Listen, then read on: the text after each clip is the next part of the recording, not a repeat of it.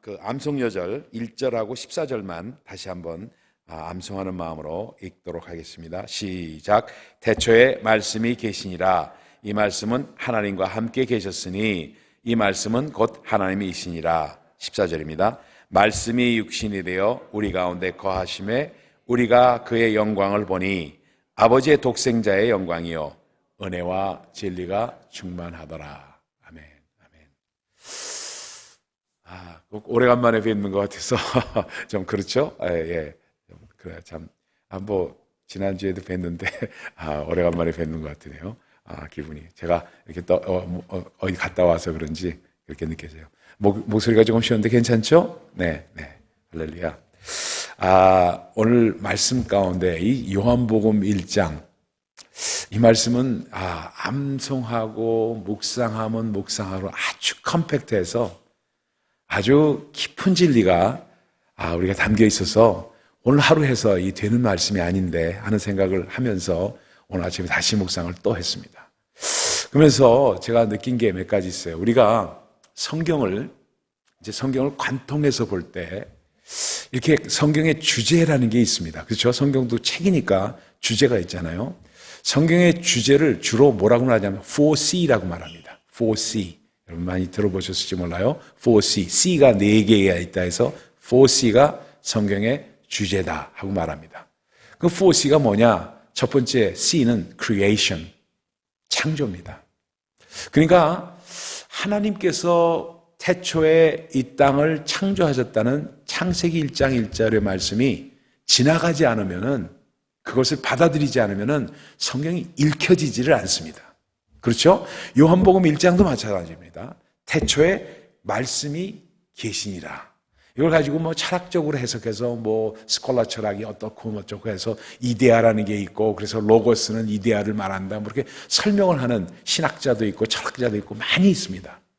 다 그렇게 말하라고 시간이 많으신 분들이니까 바쁘신 우리로서는 그냥 그대로 두시면 됩니다. 그렇죠? 간섭할 필요는 없고요. 그렇게 하면 됩니다. 근데 이 모든 것은 뭐를 말하고 있느냐? 하나님이 이 세상을 창조하셨다는 걸 말합니다. 그렇죠? 그러니까 creation, God is our creator. 그러니까 하나님이 창조주라는 것을 인정하지 않고 받아들이지 않으면은 이 성경은 한 절조차도 더 이상 나갈 수가 없다는 사실을 우리가 인정을 해야만 합니다. 그렇기 때문에 세계관 가운데 그것을 받아들이지 않고 성경을 읽을 수가 없다는 사실을 우리가 인정하는 것이 믿는 자가 제일 처음 하는 일입니다. 그렇죠? 그러니까 하나님은 그것이 정말 보통 때는 막 악유하다가 어떤 때 그걸 받아들이냐 하면 락 바텀에 이르렀을 때 정말 도대체 내가 헤어날 수 없는 그 바닥에 처했을 때 이 세상엔 창조주가 있고 내가 그 구원주이신 그분을 의지하고 싶은 마음이 막 들 때 You are my creator 하고 받아들이는 사람들이 참 많아요. 참 많습니다. 그렇죠? 그렇기 때문에 미리 아예 그렇게 깨지기 전에 우리 하나님은 정말 창조주신 걸 받아들이는 것이 성경을 읽는 사람들의 지혜입니다. 그렇죠? 그래서 이 성경의 가장 첫 번째 C는 그 주제는 창조하신 하나님, 그러니까 creation입니다. 두 번째 C는 지금 제가 정말로 우리가 강조해서 말씀드릴 수 있는 게 covenant, 바로 언약입니다. 언약. 성경의 구약 성경에서 제일 먼저 얘기하고 있는 것, 그리고 요한복음에서 제일 먼저 얘기하는 것이 크리에이션이라고 한다면은 두 번째로 우리에게 주시는 그 성경의 주제는 언약이라는 거예요. 나는 너의 하나님이 되고 너는 나의 백성이 되리라 하는 이 언약을 주셨다는 것이 성경 전체를 관통하는 주제입니다.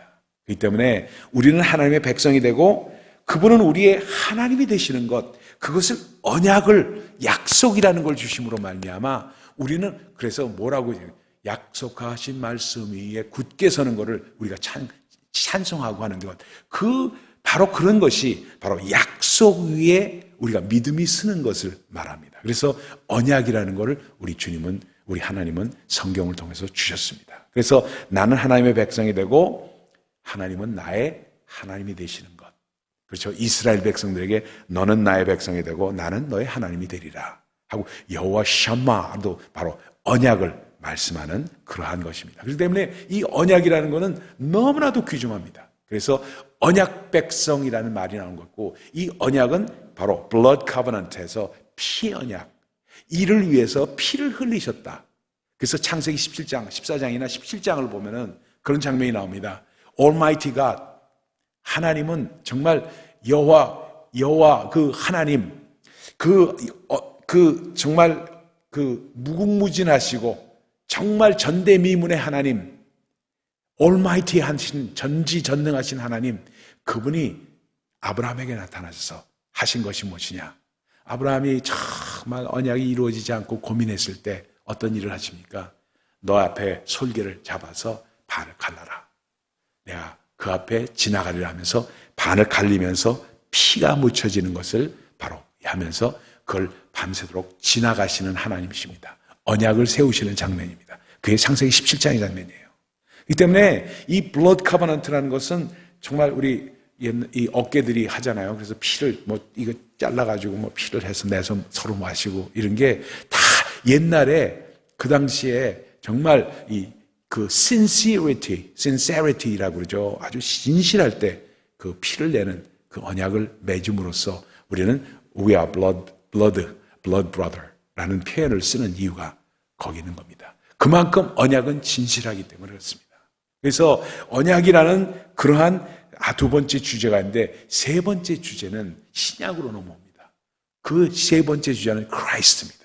그래서 크리에이션으로 시작해서 두 번째로 갔던 것이 카버넌트로 갔고, 카버넌트가 육신이 되어서 오신 분을 크라이스트, 그리스도라고 말하면서 그게 요한복음 1장의 장면입니다. 말씀이 육신이 되어 우리 가운데 거하심에 독생자의 영광이요 그 영광을 바라보니 은혜와 진리가 충만하더라. 그게 바로 14절의 장면입니다. 그러다 보니까 은혜와 진리가 충만한 그 독생자 크라이스트가 주제가 되고, 그 크라이스트가 주제가 돼서 그분께서 십자가에 달려 돌아가시고 부활하셔서 승천하신 후에 그리스도의 몸으로 이 땅에 남기신 church, 마지막 네 번째 시인은 바로 church입니다.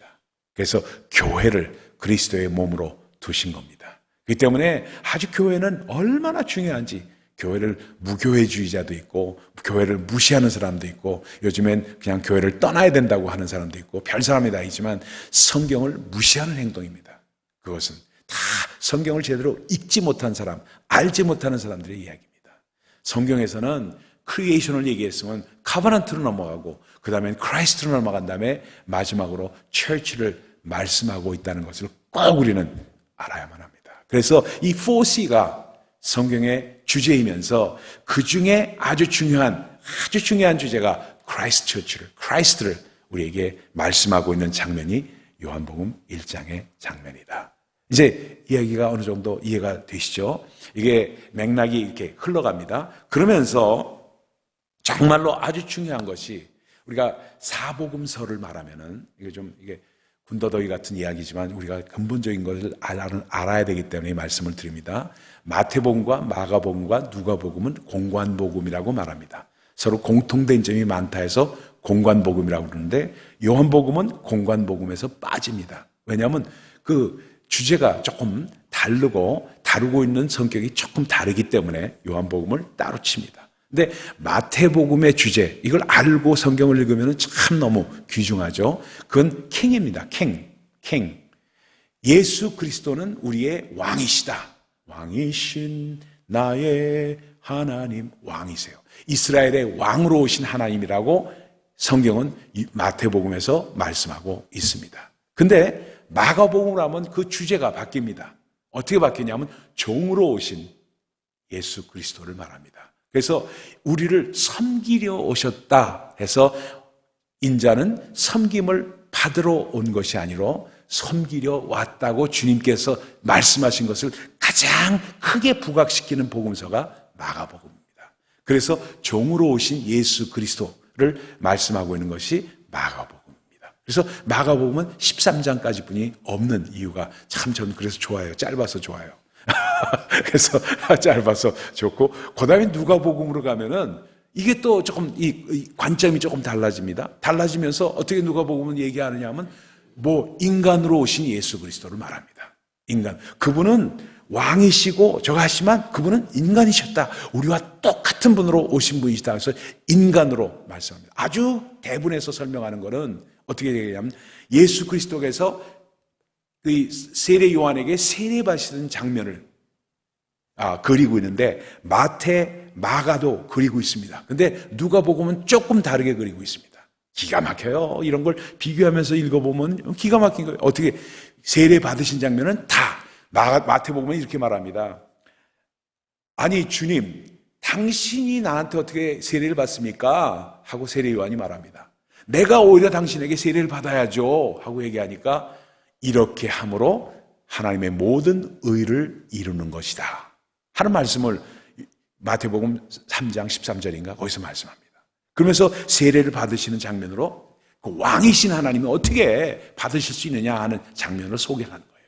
근데 누가복음에서는 어떻게 얘기하느냐 하면 그거를 참 기가 막히게 관점이 이렇게 다르니까 우리 주 예수 그리스도께서 세례를 받으실 때 그가 무릎을 꿇습니다.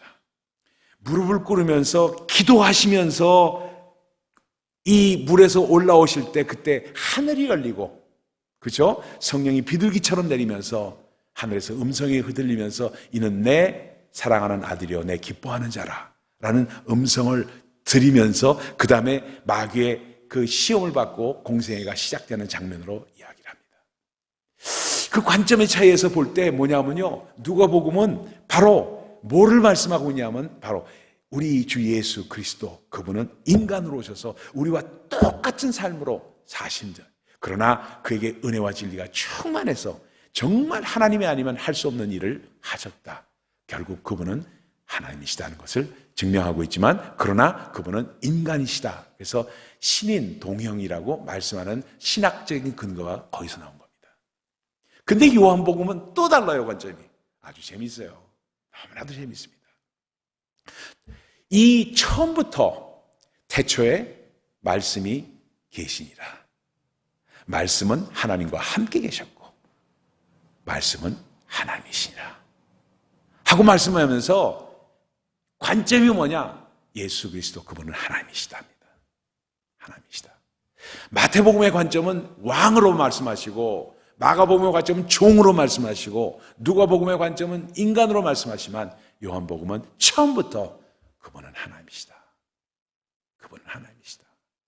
그래서 정말로 그분을 보고 다른 데는 그런 적이 없지만 기사가 없지만 바로 백부장이 그분이 십자가에 달려 돌아가시는 그 장면을 보면서 그분은 참으로 하나님의 아들이시다 하고 표현하는 장면까지 요한복음은 그리고 있습니다. 그러다 보니까 이 하나님의 아들이신 예수 그리스도 그분이 오셨다는 것은 말씀이 육신이 돼서 오신 이유는 뭐냐? 여러분 잘 들으세요. 오늘 잘 들으셔야 됩니다. 복음이 뚫려야 됩니다. 우리 10년 가운데. 말씀이 육신이 돼서 오신 이유가 뭐냐? 피 흘리기 위해서요. 피 흘리시기 위해서. 육신이 없으면은 피를 흘리실 수가 없어. 그렇죠? 피 흘리고 싶어도 육신이 없으면 피 흘릴 수가 없어. 근데 그분은 하나님이시면서 하나님의 언약을 우리 가운데 이루기 위해서 뭐예요? 피 흘림이 없으면 사심이 없다는 레위기 17장 11절의 말씀을 그대로 이루시기 위해서 육신을 입으신 거예요. 육신을 입으시면서 그분께서 피 흘리심이 없으면 사심이 없다는 레위기 17장 11절의 말씀이 우리 가운데 이루어짐으로 말미암아 피를 흘리시기 위해서 정말 그런데 그것을 뭐라고 설명하느냐? 여기서 아주 기가 막힌 말씀을 오늘 조금 말씀이 길어져도 상관없죠? 성령 충만하면 어쩔 수 없어. 그렇죠? 그래서 그 말씀 가운데 이런 얘기를 하세요. 뭐라고? 14절 다시 한번 읽어봅시다. 이거 다시 한번 읽어봅니다. 같이 한번 읽어봅니다. 시작. 말씀이 육신이 되어 우리 가운데 거하심에 우리가 그의 영광을 보니 아버지의 독생자의 영광이요 은혜와 진리가 충만하더라. 아멘. 이 말씀은 이제 이번에 수련회 가서 또 더 깊게 다른 말씀으로 하겠지만 오늘은 이 말씀만 드립니다. 간단하게 말씀드릴게요. 말씀이 육신이 되어서 우리 가운데 거하셨다. 이거를 헬라 말 그대로 본다면은 우리 가운데 거하셨다. 우리 가운데 텐트를 치셨다. 이런 표현입니다. 우리 가운데 텐트를 치셨다. 육신을 입으셨다. 육신을 입는 거는 텐트를 치시는 겁니다. 근데 이게 우리가 세례를 받는 장면과 너무 흡사하게 나타납니다. 사도 바울은 이거를, 이 말씀을, 나는 말씀을 묵상할 때마다 사도 바울의 심정이 깨달아져요. 제 마음 가운데요. 그 복음서에서 그가 읽었던 그 말씀을 서신에 쓰면서 했던 그 말씀, 갈라디아서 3장 27절에 이런 말씀이에요. 그리스도와 예수 그리스도와 합하기 위해서 세례를 받는 자는 그리스도로 옷을 입었느니라 하고 말해요. 세례를 말할 때. 그러니까 그리스도와 합하기 위해서 세례를 받는 자는 그리스도의 옷을 입었느니라 하고 표현하면서 세례가 그런 것이다라고 해서 얘기하는데, 그리스도로 옷을 입는 것이다 하고 말씀하시는데, 예수 그리스도께서 이 땅에 오셔서 육신의 옷을 입은 것으로 이 요한복음 1장 14절을 말씀하세요. 옷을 입으신 겁니다. 옷을 입으면서 피를 흘리시도록 그렇게 하시면서 거하셨다. 텐트를 치시면서 옷을 입으셨다. 근데 그 영광을 보니까 그 영광이 너무나도 엄청난데, 아버지의 독생자의 영광이요, 은혜와 진리가 충만하더라. 은혜라는 말은 카리스라고 말합니다. 카리스라고 말하고, 진리라는 말은 알레이세이아라고 말합니다. 오늘 이 말씀이 여러분 처음 듣는 말이기 때문에 정말 우리 마음 가운데 조금 새겨야 됩니다. 은혜는 뭘 말할까? 여기서 은혜와 진리가 충만한, 맨날 들었던 말인데, 이 말씀이 어떻게 마음 심령 깊이 깨달아지지 않고 그냥 은혜와 진리로 그냥 끝나. 그러면 교회 이름도 은혜와 진리 교회도 있고 뭐 이러니까 그렇거니 하고 그냥 지나가는 수가 너무 많아. 근데 은혜와 진리에서 은혜는 뭐래요? 사람이 도저히 할 수 없는 일을 하게끔 하시는 게 은혜예요. 은혜는 아무리 내가 묵상을 깊이 일주일 내내 묵상했어요. 오늘 은혜가 뭘까 하는 걸 일주일 내내 묵상해서 마음 가운데 마지막으로 깨달아진 게, 사람이 할 수 없는 거를 할 수 있게끔 만드는 게 은혜예요. 그래서 값없이 주시는 하나님의 선물이라고 그러는데, 그 선물이 우리 가운데 임하게 될 때, 우리가 은혜 충만하다 할 때 할 수 없는 것을 하게끔 되는 것이 바로 은혜예요. 예를 들면 뭐일까요?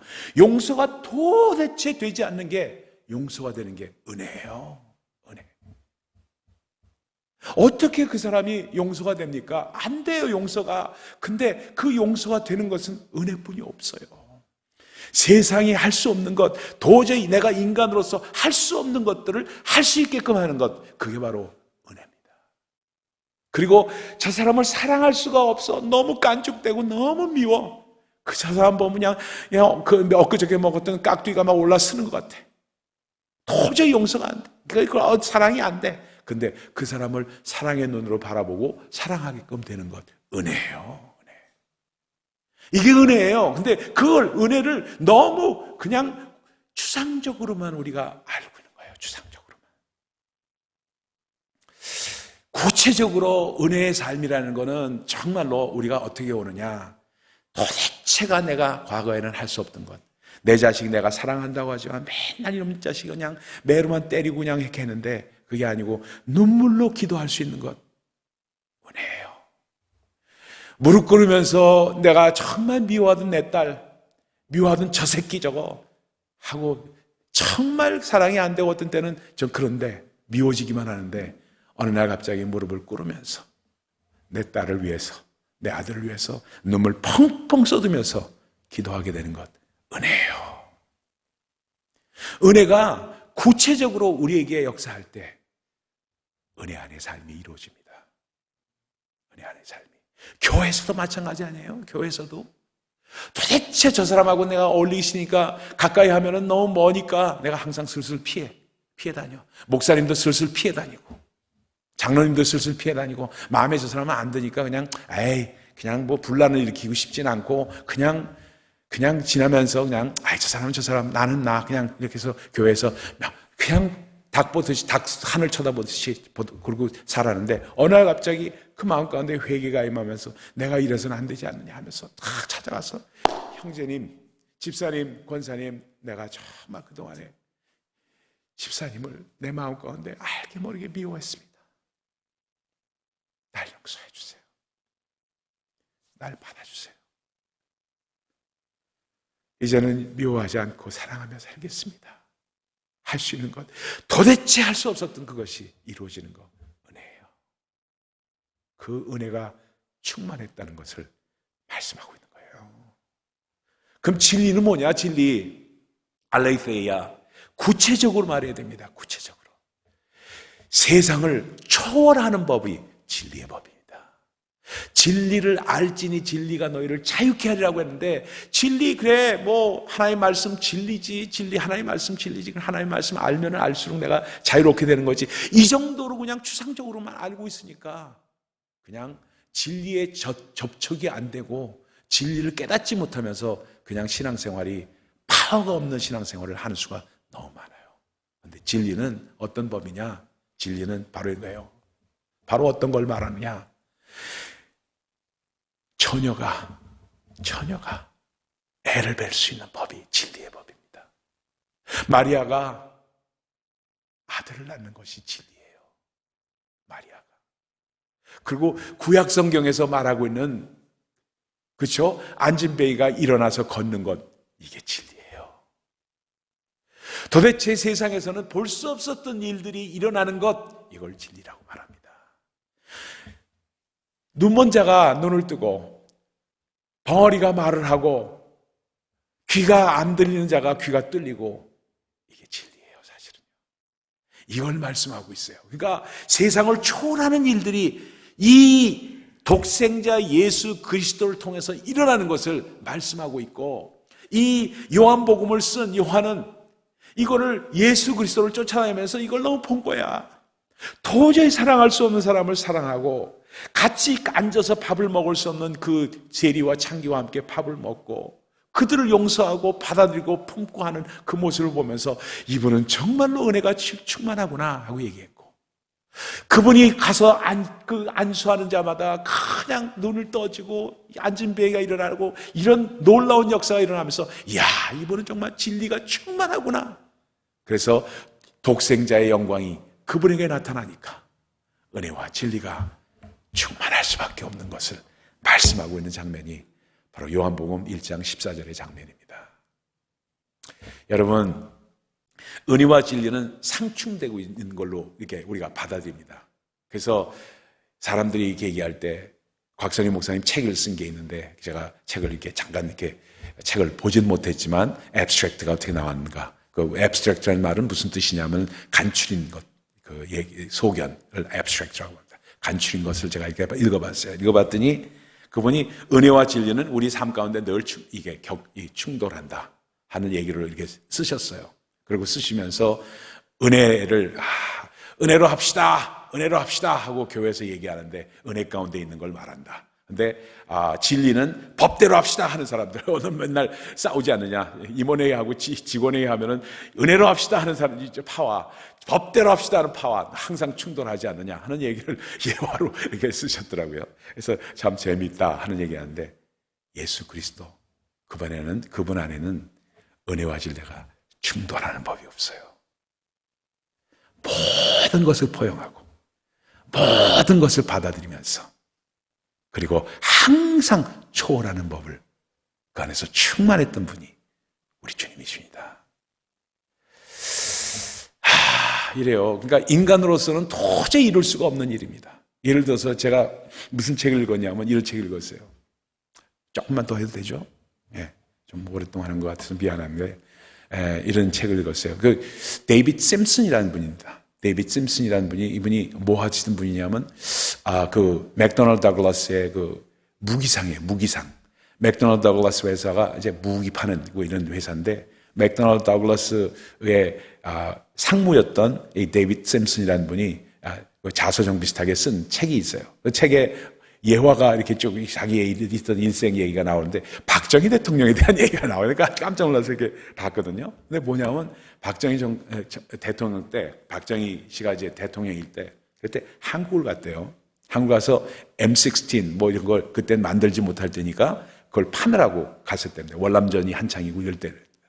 그래서 가서 딱 갔는데 청와대를 딱 들어갔는데 대통령 집무실에 에어컨이 안 들어오더래요.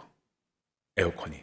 선풍기 있고, 그 다음에 뭐가 있냐면 이 파리들이 많아가지고 파리채를 탁탁 때리고. 아이고, 좋아. 그 스웨터 그게 있더라고. 그 얘기예요. 그 양반이 쓰면서. 그만큼 한국이 그렇게 가난했다는 얘기예요. 그렇게 대통령이 지금 그래서 이게 스웨터 파리 잡고 있었으니 이게 말이 아니지. 그런데 그러니까 자기가 아무리 한국이 가난하지만 그럴 정도인지는 몰랐다 하는 이야기를 그분이 쓴 거예요. 그래서 뭐라면 박정희 대통령이 비서관에게 뭐 얘기를 하는데 뭐라 그러냐면 손님이 왔으니까 그 에어컨 좀 틉시다. 그렇게 얘기하더래요. 에어컨 좀 틉시다. 그 얘기를 하더랍니다. 그만큼 한국이 못 살았답니다. 그 당시에. 근데 이 양반이 와서 M16하고 뭐 이런 거 저 하니까 뇌물을 주느라고 맥도날드 다글라스 체크로 100만 불짜리 수표를 딱 내밀었대요. 100만 불. 그 당시 100만 불이 얼마나 크겠어요. 그러니까 박정희 대통령이 그거를 까무잡잡하고 키도 작고 이런 분 아니에요? 양반이 이걸 100만 불짜리 이게 100만 불이요? 이러고 묻더래요. 100만 불이요? 그러더니 그렇다고 그러니까 야 이게 내가 몇십 년을 봉급을 받아야 이만큼 되나? 이 얘기를 하더랍니다. 그러더니 탁 놓더래요. 100만 불짜리 수표를 탁 놓더래요. 놓더니 이 양반이 그걸 탁 돌려주더랍니다. 데이비 심슨한테. 저 깜짝 놀랐대요.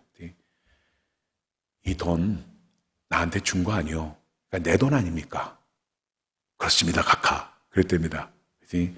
그러면은 이 돈을 내가 줄 테니까 이 돈만큼 M16 더 보내시오. 그러더래요. 난 얼마나 눈물을 흘렸는지 몰라. 그거 보면서. 박정희 대통령이 못한 것도 참 많고 독재 정권이고 많은데 그런 면이 있었구나 하는 거를 그때 처음 느꼈어요. 저도 싫어했죠. 군사 독재 싫어했는데 그런 면을 보면서 이런 분이었구나 하는 걸 느꼈어요. 그래서 그걸 돌려주면서 M16 지금 우리나라에 필요하니까 이것만큼 M16 더 보내주시오 하더래요. 그래서 그분이 마지막 코멘트가 뭔지 아세요? 이렇게 표현하더라고요. 나는 그분에게서 지도자의 권위를 봤다. 지도자의 권위를 봤다. I saw the authority of the dictator. 이렇게 써놨어요.